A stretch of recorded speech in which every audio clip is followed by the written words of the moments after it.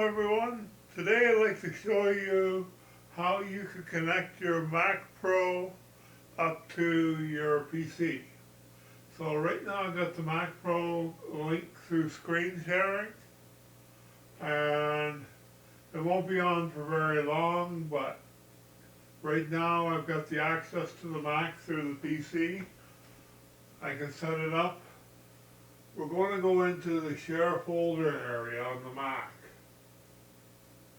Takes a couple of minutes for it to come up.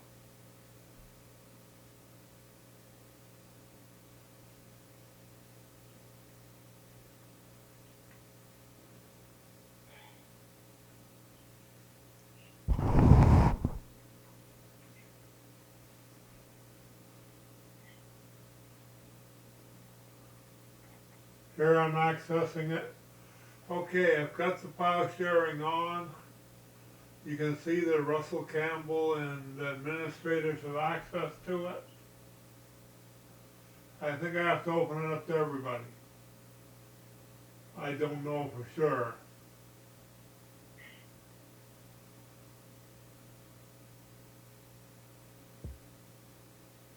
All users, okay. And for the user setting, there's folders that you have to set up and share them and everything. It's not too hard. I believe I go into it and with detail I set it up. The display takes a little while because I'm accessing the Mac through the PC, through screen sharing. And it takes a little while. There it is, Wildcat, Wildcat 1 and Wildcat 2. It's just for the one Mac. It's the same on the other one, but it's a little different because I'm using an earlier version. But it's both the same. Control, and it's through me, so it sets it up on the BBS through me. If anybody goes through the BBS on it, it's under my name. But I do believe, I'm not sure if anybody else can access it. We'll find that out for sure.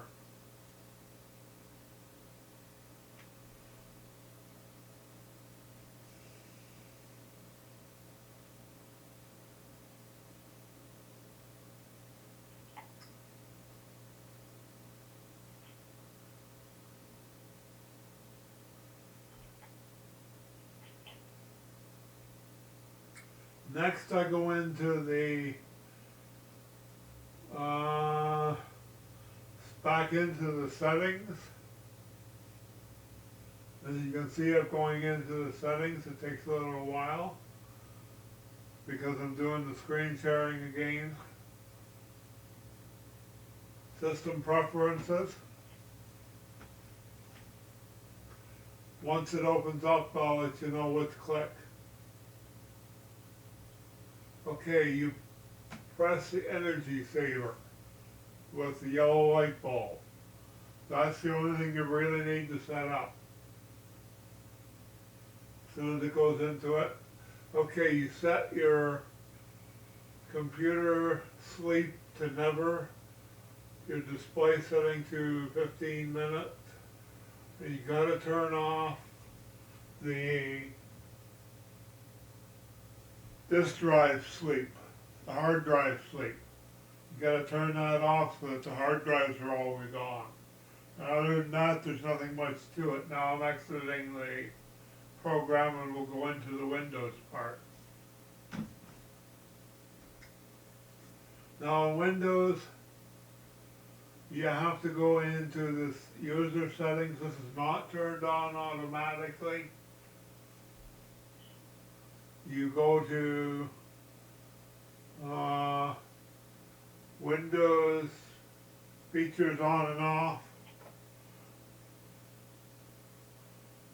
Turn Windows features on and scroll down the list until you see simple SMB 1.0 CIF S file sharing support. Turn both of that on and SMB direct. Turn everything on. You can see the three that are there under SMB file sharing support. That is automatically turned off when you install Windows, so you have to turn it on.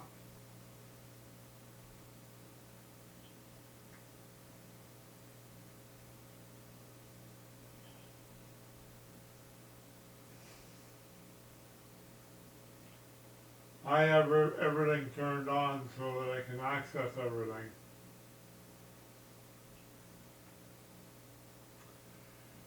And too much turned on maybe, because when I go into my HTTP, it goes into Internet Information Services, so I'm not sure how to change that.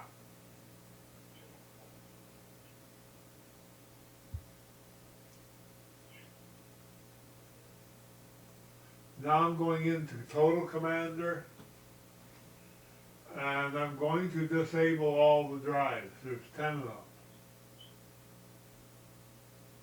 Just to show you how to set them up. Highlight them all.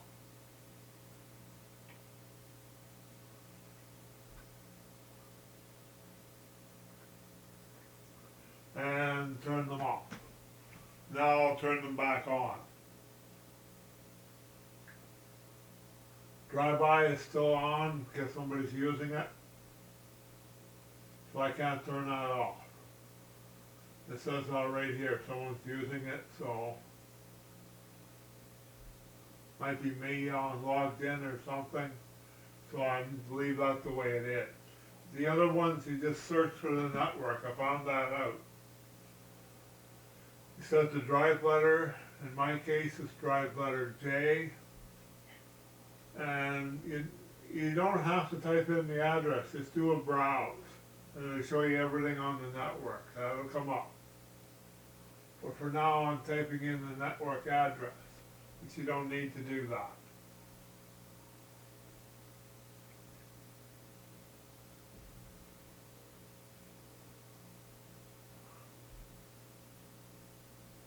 And that is correct with Wildcat 1.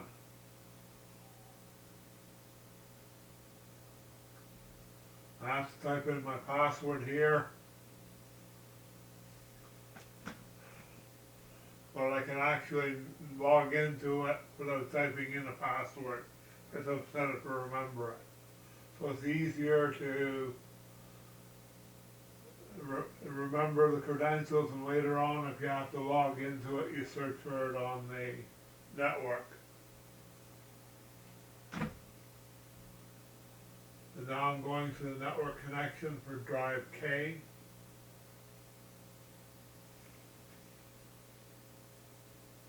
I couldn't remember the network for the other computer, so I searched for it, and it's easier to do that way, it's faster.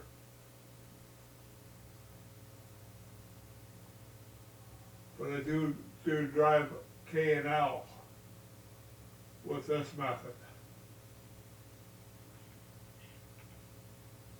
You don't need to. Just use the browse command. You'll see in a minute. And it automatically connects you if you've done it already. But this is how you do it when you first start out. If you're reconnecting, just use the browse. And it'll ask you for a password. The password is the password on your Mac. I'm going to tell you what it is. Forget that. So that's the password on your Mac. And they can be different or the same on both. In my case, they're different.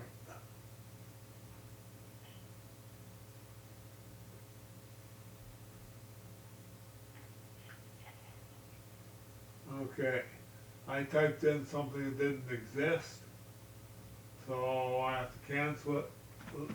Wildcat 3 does not exist on that Mac.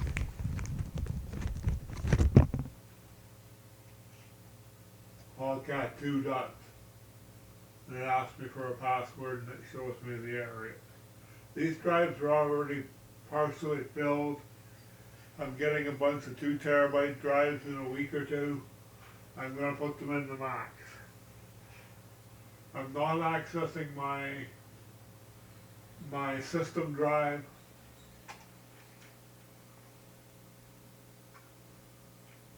I'm I'm accessing my other drive, other three drives, so 6 drives altogether, plus 4 on the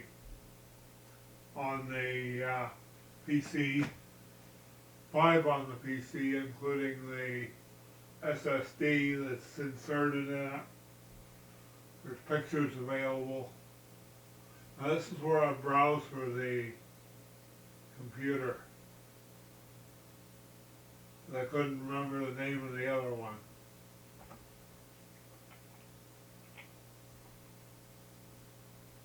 There it is, and it's Mac Pro, that's the one. And we go into Mac Wildcat 1, and it's automatic.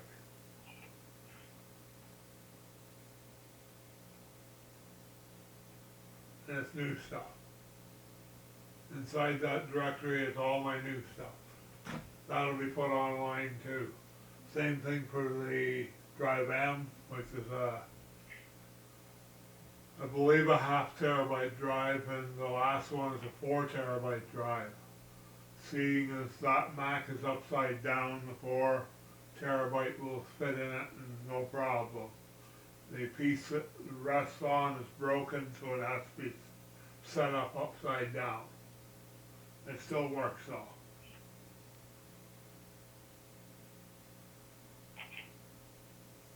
Here I just look at a few things. That's how full all the drives are. Yeah, I cannot change that one. Whenever they log off, I'll change it.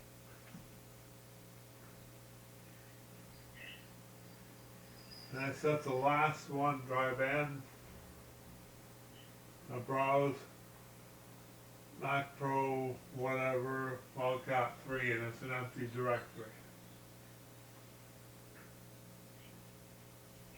So that's full control.